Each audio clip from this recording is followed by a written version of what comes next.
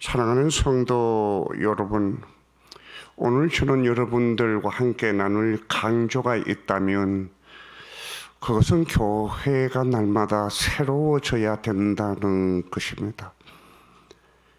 교회가 새로워지지 않는다면, 그리고 변혁하지 않는다면 그것은 교회가 가지고 있는 DNA가 아니죠. 교회는 날마다 새로워져야 됩니다. 지난 몇 년 동안 저 자신을 떠나지 않는 기도 제목이 있습니다. 그것은 말씀의 생동력을 경험해서 내 매일의 삶 속에서 변화를 경험하는 삶을 살게 하여 주시옵소서입니다. 마치 말씀을 내 손으로 잡는 것이 실제인 것처럼 하나님의 말씀이 실제인 것과 능력인 것을 내가 매일처럼 경험해서 내 매일의 삶을 하나님 앞에 변화로 다가갈 수 있다면 이런 우리를 지켜보는 주님 얼마나 기뻐하실까. 이렇게 변화를 하나님 앞에 드리는 기도가 어떻게 제 개인적인 기도로 만족할 수 있을까요? 저는 한국교회와 세계교회를 위하여 구할 수 있는 기도 제목이 있다면, 하나님 할 수만 있다면 하나님의 교회들이 말씀의 생명력을 만나게 해 주십시오. 그리고 변화를 하나님 앞에 드리는 그런 교회가 되게 해 달라고. 이런 변화를 하나님 앞에 드려야 될 긴급한 기도 제목이 있다면, 아니 이런 절실한 변화를 드려야 될 이유가 있다면, 먼저 첫 번째는 어떤 인생도 하나님 앞에 온전한 인생이 없죠. 우리 가운데 누가 온전한 사람이 있겠습니까? 그리고 여러분과 내가 섬기고 있는 지상교회 가운데 완전하고 온전한 교회가 없는 것이잖아요. 그러므로 미완성 온전하지 않는 교회가 하나님의 성품, 그분의 온전성을 향하여 옮겨가고 닮아가고 변화되어져 가는 것은 교회가 가지고 있는 자질 아니겠습니까? 변화해야 됩니다. 둘째는 한때 건강했던 한국교회의 복음운동이 변질되고 뒤틀리고, 한마디로 말하면 원형을 잊어버렸기 때문입니다. 그래서 원래 건강한 복음을 찾기 위해서라도 우리는 변화해야 되고 달라져야만 됩니다. 뒤틀린 것을 바로잡아 하나님 앞에 서는 것은 우리가 해야 될 일이겠죠. 그리고 참으로 우리가 붙잡아야 될 중요한 것이 있다면, 그러므로 우리가 이제까지 해왔던 간행적인 신앙생활을 좀 되돌아보아야만 됩니다. 어제 했던 삶, 이제까지 우리가 옮겨왔던 간행적인 것이 정말로 하나님의 말씀 앞에서 온전한가요?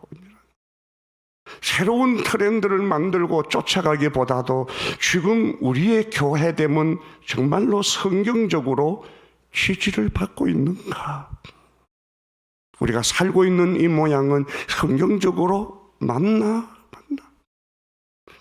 말씀 속으로 되돌아가면서 우리를 추적하고 말씀 앞에 우리를 펼쳐 보이는 것은 대단히 중요하죠. 그러므로 현상불만족, 거룩한 현상불만족을 가져야만 합니다. 그래서 현상에 안주하지 않고 변혁하고 개혁하는 것이 교회가 가지고 있는 자질입니다. 사랑하는 성도 여러분, 여러분과 내가 섬기고 있는 교회를 개신교회라고 그러잖아요. 개신교회. 이 개신교회의 밑바탕, 그리고 근간에는 소위 만인 제사장직이라고 하는 것이 있습니다. 우리 모두가 다 하나님 앞에 예배자로 왕같은 제사장의 나라로 부름을 받으셨잖아요. 한 분 예수, 그분이 죽으심으로, 그분 돌아가심은 우리를 위하여 죽으심이라. 한 사람이 우리를 위하여 죽었으니 모두가 다 죽은 것이라. 그분이 우리를 위하여 죽으심은 다시는 우리를 위하여 살지 말고 우리를 위하여 죽었다가 다시 사신 그리스도를 위하여 살게 하려 하심이니라 그랬잖아요. 우리를 그렇게 불렀잖아요. 그래서 우리 모두가 다 예배자가 된 것 아닙니까? 하나님과 아무런 상관이 없던 우리 인생을 한 번 그리스도 예수 지불하신 단번에 드려진 제물 되어 주셨어. 하나님과 우리 사이에 막혔던 담장을 허시고 그분과 우리를 합평하게 하심으로 담대하게 하나님의 얼굴을 구하고 그분 앞에 예배하는 예배자로 여러분과 나를 불러주셨습니다. 은혜죠. 은혜죠. 정말 은혜를 베풀어 주신 그리스도께서 우리를 위하여. 그래서 우리가 교회를 말할 때 정말로 교회의 교회다움이 무엇인가, 그리고 복음의 복음됨이 무엇인가를 깊이 생각해야 됩니다. 우리가 교회를 생각할 때 교역자들이 섬기는 것이 교회가 아니죠. 우리 모두가 다 예배자인 것처럼 교회 역시 모든 성도들이 교회의 지체가 되어서 함께 세우고 함께 완성해 가야 될 몸된 교회 아니겠습니까? 모든 교회가 함께 더불어 세워져 가는 교회죠. 그러므로 우리는 다시 교회됨의 원형으로 돌아가야 되는 거죠. 함께 세워져 가는 교회, 함께 몸된 교회 되어야 됩니다. 제가 지난 30년 동안 선교하는 일로 지역 교회들을 만나고 또 사랑하고 섬기는 사역들을 그동안 계속 해왔죠. 교회를 만나면 이 교회는 어디를 바라보고 있지? 이 교회 성도들은 어떤 곳에 마음을 두고 있는가, 그리고 기도를 쏟고 있는가, 함께 가고 있는가, 그게 소위 교회에게 준 표지 아니겠습니까? 표지. 여러분의 교회 2023년도 표지가 깊어지는 영성, 넓어지는 은혜죠. 은혜입니다. 여러분이 깊어지는 은혜가 있기를 축복합니다. 그리고 넓어지는 은혜라고 그랬습니다. 우리가 하나님의 자녀 되어진 것, 여러분이 찾아서 되어진 것 아니고 여러분의 공로 아니잖아요. 하나님께서 그저 베풀어 주신 은혜인 줄로 믿습니다. 그 은혜가 여러분에게만 머물러 있는 것이 아니라 만유를 창조하신 모든 피조 세계에 하나님의 은혜가 흘러가야 될 줄로 믿습니다. 그래서 하나님의 은혜를 구부려 내게만 머물지 말고 아직도 이 은혜를 맛보지 못한 열방을 향하여 여러분이 깊은 부담감을 가지며 기도가 펴지고 여러분의 삶이 활짝 펼쳐져 이 은혜가 넓어질 수만 있다면, 그리고 어둠의 세계가 빛을 만날 수만 있다면, 그리고 하나님의 은혜 앞에서 진정으로 그분의 이름을 높일 수 있는 찬양하고 노래하는 자가 될 수가 있다면 우리 하나님 기뻐하실 줄로 믿습니다. 그렇습니다. 마치 우리 모두가 다 예배자인 것처럼 우리 모두가 다 증인이죠. 증인. 왜 하나님이 우리를 불렀을까요? 많은 생애 가운데 왜 여러분들을 불러 이 세상에 머물게 하시고 심어 두었을까요, 여러분? 우리가 예수 믿고 천당 가는 것이 전부라면 오늘 예수 믿고 내일 천국 가면 되는데 왜 하나님께서 이 세상에 여러분을 남겨두셨을까요? 그리고 교회를 왜 이 세상 속에 심어 두었을까요? 하나님의 보석, 하나님의 섭리, 하나님의 계획, 하나님의 업무가 무엇일까요? 그건 여러분을 통하여 하나님의 얼굴이 열방에 채워지기를 원하시는 하나님의 거룩한 뜻, 여러분의 증인 삼아 사용하시기 위함 아니겠습니까? 증인이다. 하나님이 우리를 증인으로 불렀죠. 하나님의 얼굴, 하나님의 향기, 하나님의 편지, 하나님의 도구, 하나님의 악기, 하나님의 연장, 하나님의 사람으로 우리를 불렀습니다. 우리가 증인입니다. 성령 너희에게 임하실 때 내 증인 되리라. 누가복음 24장에 너희들이 이 일의 증인이라. 이사야 43장에 보게 되어지면 너희를 내 종, 내 증인으로 불렀나니. 그렇습니다. 우리를 하나님의 증인으로 불렀습니다. 요한은 말하죠. 태초에 말씀이 계셨다. 말씀이 하나님과 함께 계셨으니 말씀이 곧 하나님이시니라. 말씀이 육신이 되어 우리 가운데 오심에 우리가 그 영광을 보니 독생자의 영광이요 은혜와 진리가 충만하다고 그랬습니다. 말씀을 본다고 그럽니다. 말씀을 보니 그럽니다. 여러분, 어떻게 말씀을 볼 수가 있나요? 말씀은 듣는 거잖아요. 그런데 말씀을 본다고 얘기하는 거예요. 사랑하는 성도 여러분, 우리가 전하는 복음은 들려줘야 될 복음이지만 동시에 보여줘야 될 복음인 줄로 믿습니다.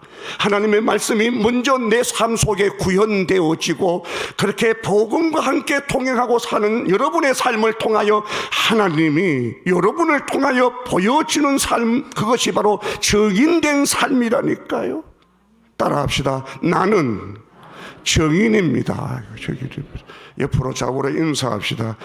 여러분, 서로 증인을 하고 증인이다. 당신이 증인입니다. 이렇게. 그래서 복음을 땅 끝까지 전하라고 하는 이 명령은 우리 하나님께서 선교사들이나 사도들에게만 준 명령이 아니라 모든 성도들에게 주신 하나님의 명령입니다. 우리가 성경을 볼 때 사도행전을 잘못 이해하면 사도들의 행전인 것처럼 이해하기가 쉬워요. 바울과 바나바의 이야기처럼. 그러나 사도행전을 보게 되어지면 바울과 바나바가 섬겼던 지경은 로마 전역으로 바라보게 되어지면 결코 넓은 지경이 아닙니다. 그러나 복음의 돌파, 복음이 구석구석 전파되어진 것은 이름도 성도 없는 무명의 성도들이 하나님의 증인으로 살았기 때문 아니겠습니까? 여러분과 내가 살고 있는 이 땅 대한민국이 이처럼 자유로운 나라가 되어진 것은 메가드 장군 때문이 아니라 이름도 군번도 없이 죽어갔던 수많은 무명의 용사들이 값을 지불하고 헌신한 대가로 오늘 이 자유를 우리의 것으로 가질 수 있다니까요. 성도된 여러분의 삶을 지금 제가 말하고 있는 것입니다.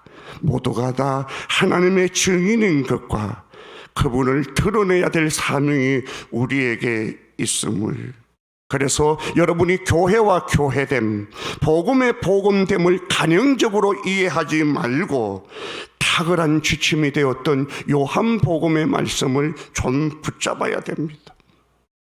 여러분과 내가 함께 읽었던 요한복음의 지상명령, 너희에게 평강이 있을지어다. 아버지께서 날 보낸 것처럼 내가 너희를 세상에 보낸다 그랬습니다. 세상에 보낸다. 여러분, 성부 하나님이 성자 예수님을 어떻게 세상에 보내셨는가? 그냥 마냥 뜨거워서 나대지 말고 어떻게 성자 예수님이 어떤 모습으로 우리를 섬기기 위하여 오셨는지를 꼼꼼하게 곱씹고 묵상해야 된다니까요. 그래서 이와 같이 나도 너희를 세상에 보낸다고 그랬습니다. 지난 2000년 동안 교회 안에 멈추지 않았던 운동 하나가 있죠.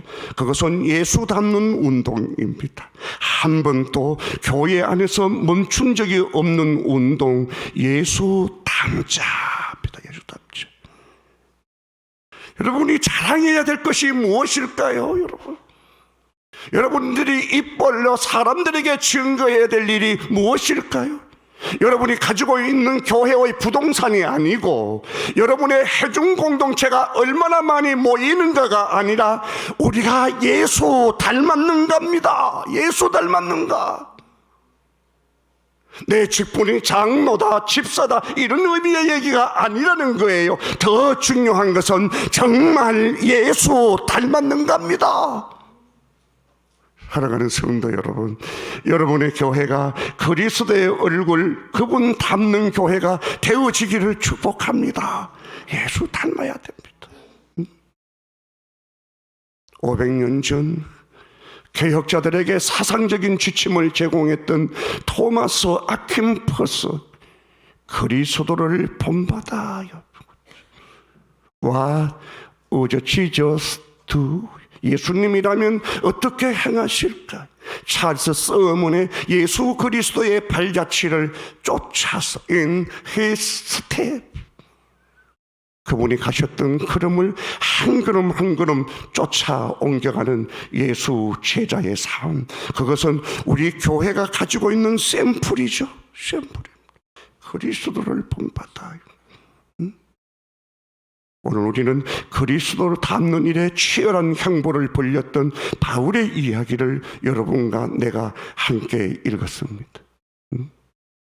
오늘 여러분과 내가 함께 읽었던 본문 고린도전서 13장, 앞으로 2장 앞으로 오게 되어지면 11장이죠. 11장. 자, 여러분이 가지고 있는 번역본 성경을 보세요. 11장 1절 말씀입니다.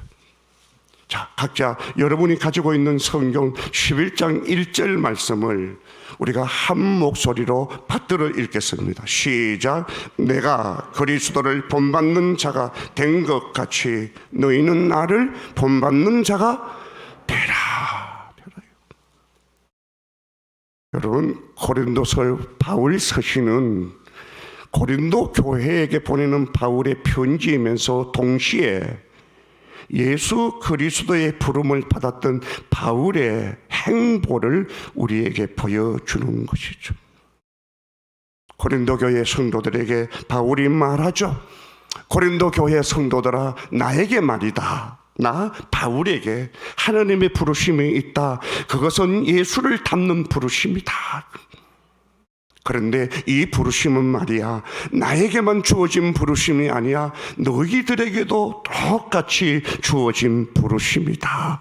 예수 제발 본받아라. 그 얘기를 하고 있는 거예요. 여러분은 어떤 사람이 되기를 원하세요? 내당 교회에 열심히 봉사하는 사람으로 알려지기를 원하세요? 아니면 예수를 닮는 사람이 되어지기를 원하십니까? 여러분 공동체를 열심히 충성스럽게 섬기는 사람이 되기를 원하십니까? 아니면 예수 제자 되기를 원하십니까? 제발 예수 본받아라. 고린도전서 12장은 공동체론이죠. 교회론입니다. 하나님께서 교회에 다양한 직분과 은사를 주셨다고 말하죠. 여러분, 우리가 가지고 있는 은사, 여러분이 가지고 있는 직분은 하나님께서 주신 것인 줄로 믿습니다. 여러분이 쟁취한 것이 아니죠. 여러분이 취한 것이나 여러분이 만든 것이 아니라 하나님께서 우리에게 주신 선물입니다. 선물입니다. 29절, 다 사도겠느냐, 다 선지자겠느냐, 다 교사겠느냐, 다 능력을 행하는 자이겠느냐, 병 고치는 자이겠느냐, 방언하는 자이겠느냐, 통역하는 자이겠느냐. 우리가 원하는 직분을 내가 취하는 것이 아니고 하나님이 내게 주신 직분을 몸 전체의 건강함을 위하여 드려 몸이 서로 상합함으로 건강한 몸의 공동체가 되어지는 일에 여러분의 은사가 드려진다면 그게 얼마나 아름답겠습니까? 조심해야 될 것은 교회 안에서 지체가 있죠. 직분도 있고 은사도 있어요. 우리 몸 가운 지체 가운데 중요한 지체가 있죠. 그런데 조심해야 될 것은 내가 아무리 중요한 지체라고 할지라도 내가 몸 전부라고 말해서는 안 됩니다.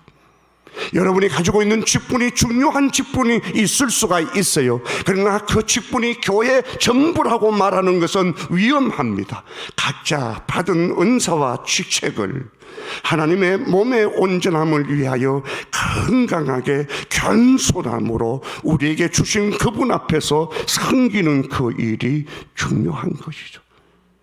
그래서 이 몸이 하나 되는 그 일, 그것이 곧 사랑이라고.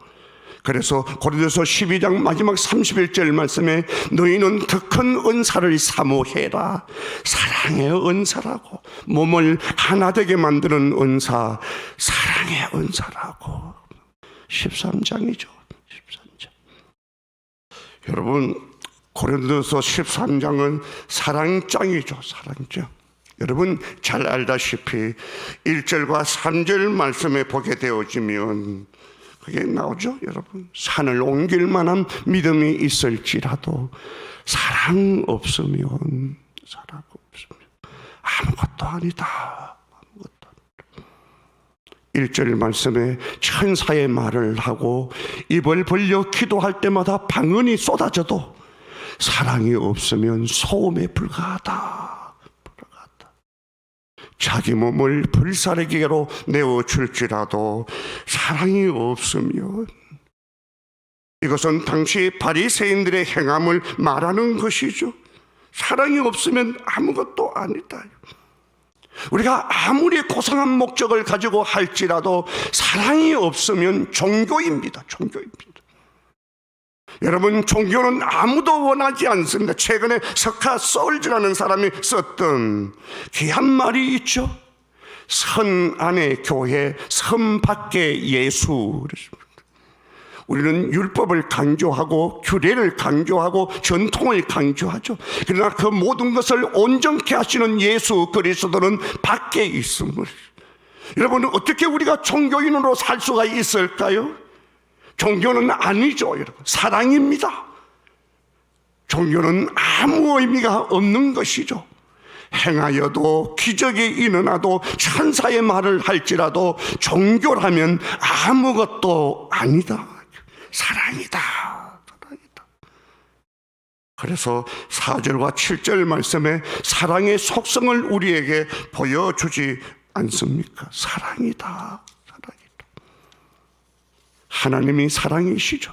요한 사도는 말하잖아요. 하나님은 사랑이다. 예수 이 땅에 오신 것이 있다면 사랑하시기 위함이죠. 하나님이 세상을 이처럼 사랑하사 독생자를 주셨으니 사랑이죠. 사랑이죠. 사랑의 속성, 십자가의 도죠. 십자가의 도. 모든 것을 참으며 모든 것을 이기며 모든 것을 완성한 그 자리, 십자가의 자리죠.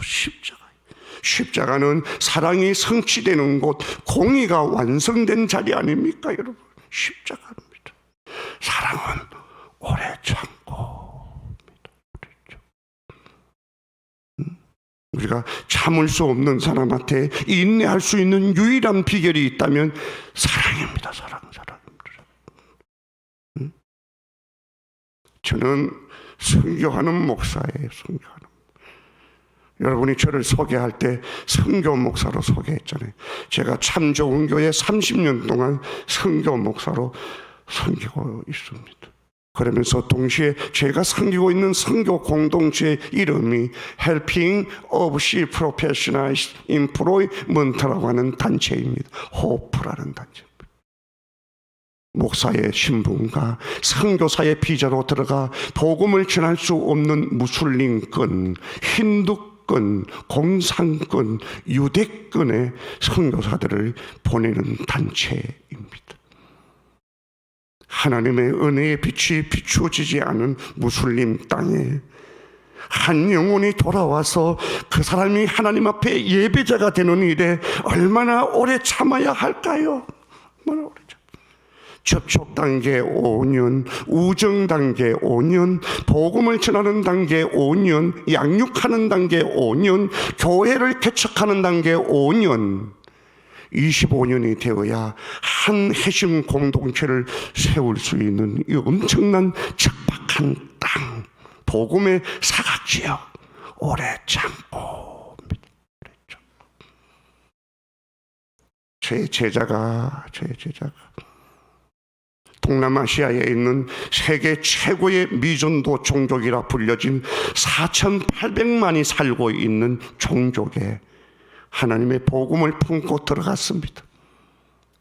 접촉 단계 5년, 우정을 쌓는 단계 5년이 지나고 13년째가 되었을 때 현지에 있는 무슬림 청년 2명과 함께 이샬맛이 예수 그리스도가 누구인가를 성경을 펼쳐놓고 공부하는 약속을 하게 된 겁니다. 13년 만에 복음을 처음 펼쳐놓은 겁니다. 저에게 톡이 왔어요.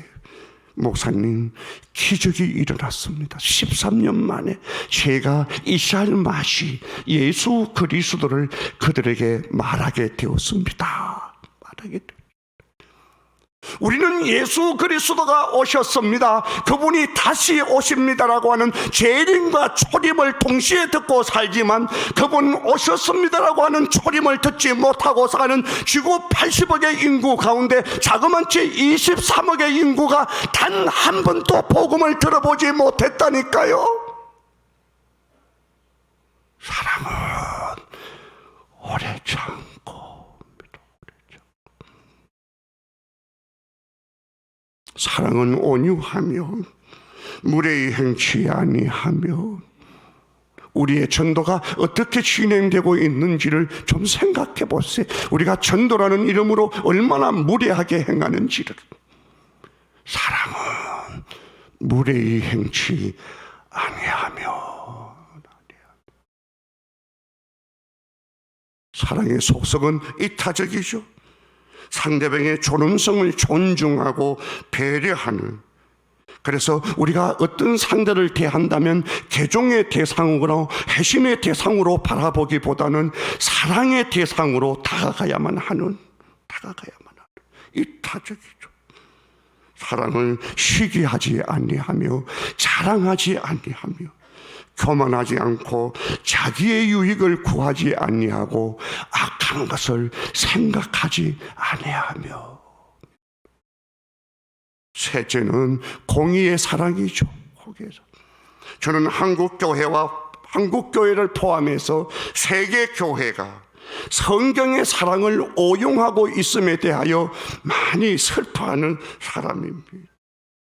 사랑을 애매한 온정주의로 이해해서 사랑이니까 넘어가자, 사랑이니까 덮어주자. 아니죠. 사랑은 불의를 기뻐하지 아니하며 진리를 기뻐한다고 말씀이 있어야만 하는 사랑을 얘기하고 있는 것이죠.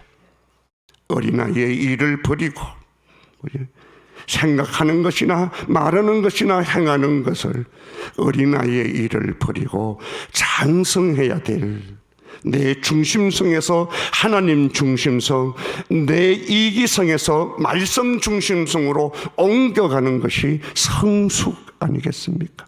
잘하는 것이죠. 믿음, 소망, 사랑은 항상 있을 것인데 그 중에 제일은 사랑이다. 여러분, 우리 개신교회, 특히 복음주의 교회는 믿음이 제일이라고 늘 배웠죠. 개혁자들이 말하잖아요. 오직 믿음이라고. 오직 믿음. 성경도 말하죠. 의인은 믿음으로 말미암아 살리라. 그런데 우리가 그처럼 좋아하는 이 믿음 말입니다. 이 믿음마저도 사랑 안에서 태어난다는 사실을 아십니까, 여러분? 우리가 자녀들을 양육하고 학교에서 학생들을 키우고 나면 그에 대한 신뢰가 사라질 때마다 학생을 사랑하고 자식을 사랑하는 마음이 그를 믿게 만들고 흔들리지 않게 만드는 것을 경험하잖아요. 믿음도 사랑 안에서 태어납니다. 우리가 포기할 수 없는 소망마저도 사랑이 소망을 만든다는 것을, 내가 소망을 부끄러워하지 않는 것은 우리에게 주신 성령 하나님 안에서 우리에게 주신 사랑이 부원바 됨이니 그랬습니다. 소망도 사랑 안에서 잉태되고 태어납니다. 여러분의 교회 사랑하면 아멘 합시다. 그래서 여러분의 교회에 대한 믿음과 여러분 교회 섬기는 미래를 꿈꿀 수 있는 교회 사랑이 기도해야 되지 않겠습니까? 사랑하자. 제가 시골 사람이잖아요. 시골. 여러분 봐도 제가 막 촌티가 출출 떨어지죠. 여러분 교회 제 중학교 동기가 있어요. 지난번에 친구를 만났는데, 야, 네가 순덕이 맞나? 이렇게 맞다. 넌 누구고? 이렇게. 그러니까 얼마나 오랜 세월이에요. 제가 60대 중반이니까 참 오랜만에 만났죠. 졸업하고 한 번도 못 봤으니까. 시골. 제 고향이 정말로 시골입니다. 참 농담삼아 하는 얘기지만 저희 동네 땅 한 평이 평당 공시시가 3,500원입니다. 여러분 적금 하나만 깨면 우리 동네 다 삽니다. 참 지질이 못 사는 동네입니다. 그러니까 그 결과 우리 동네가 대한민국에서 가장 전기불이 늦게 들어왔어요. 낙도에 들어가고 난 다음에 우리 동네 들어오고 전기 사업이 우리나라에서 마쳤어요. 끝났어요.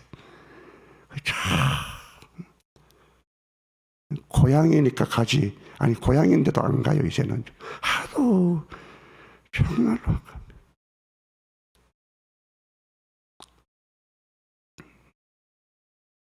그러니까 제가 늦게까지 호랑불을 썼어요. 호랑불을 썼어요. 호롱불 아시죠? 모르는 것처럼 내숭을 떨고 있는데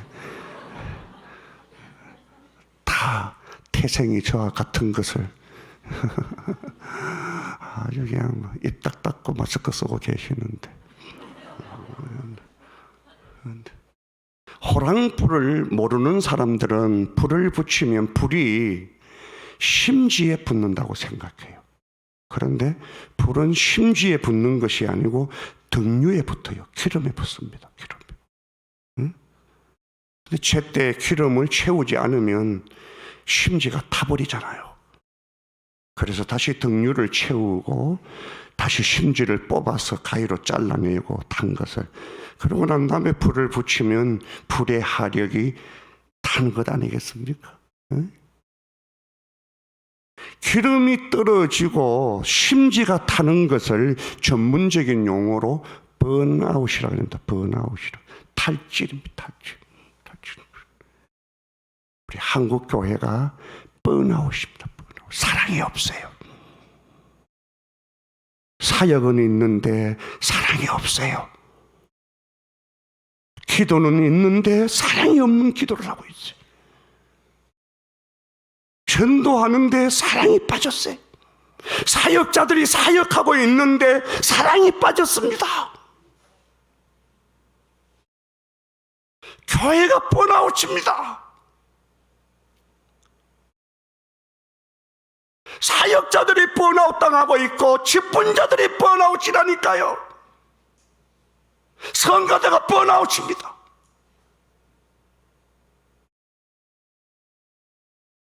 사랑하는 성도 여러분,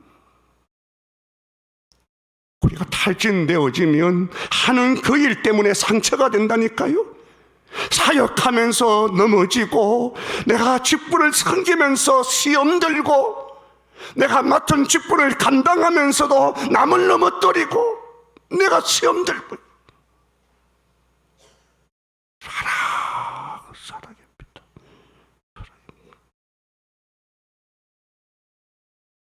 영적 이기주의자들이 되라는 말이 아니고, 하나님이 우리를 부르실 때 그냥 부르신 거 아니잖아요. 사랑으로 불렀잖아요. 사랑으로. 하나님이 여러분을 너무너무 사랑하셔서 사랑으로 초청하셨습니다.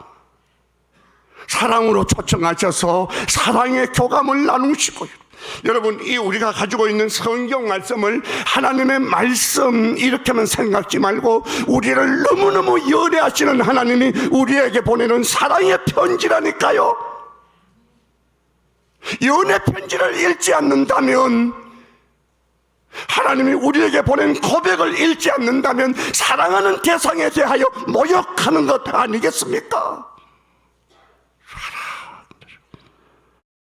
사랑으로 초청하시고 사랑의 교감을 나누시고 나를 사랑의 사람으로 만드시고 이 세상에 사랑이 없어서 고통하는 세상에 사랑의 발과 사랑의 손으로 다가가서 보듬고 그 자리에 하나님의 영광과 그분의 나라가 있다니까요. 있습니다. 말씀을 정리할게요. 사랑하는 여러분, 여러분과 내가 살고 있는 이 지구상에 약 237개 나라가 있어요. 237개 나라가 있어요. 그 237개 나라를 개종의 목적으로 다가가는 것은 다 불법입니다.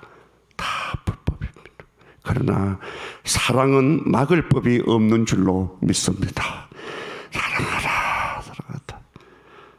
하나님의 거룩한 말씀, 사랑의 편지가 여러분 마음속에 깊이 사랑의 울림으로 들려져서 사랑의 하나님과 깊은 교감을 나누시고 사랑의 사람이 되어서 사랑으로 세상을 보듬는 그 일로 하나님의 거룩한 이름을 드러내는 하나님의 나라, 하나님의 백성, 예배자, 주님을 진실로 드러내는 하나님의 증거자들이 되어지는 일에 여러분들이 생애를 여정을 보여주면서 모범을 보였던 바울처럼 여러분 낭비하지 말고 직선으로 옮겨가 한 분 하나님을 높이는 놀라운 주의 사람들 되어지기를 주 예수 그리스도 이름으로 축복합니다. 축복합니다. 기도하겠습니다. 사랑의 아버지 하나님, 우리가 사랑이신 하나님을 만나고 그 하나님과 사랑에 빠져 그리스도의 사랑이 강건함으로 그처럼 힘들고 고통스러운 길을 기쁨으로 감당했던 바울의 비결을 배우는 성도들 되게 하여 주옵소서. 주님께서 십자가를 지시는 그 엄청난 가업을 감당하실 때 부끄러워하거나 힘들어하시지 않고 기쁨으로 감당한 이 말씀을 진실로 이해하게 하시고 우리로 더 주님과 사랑에 빠지고 우리 안에 내주하시는 성령님의 그 기름을 맛보게 하시며 무엇보다 세상에 하나님의 얼굴, 하나님의 복을 흘러보내는 귀한 예배자, 증인들 되게 하여 주옵소서. 예수님 이름으로 기도합니다. 아멘.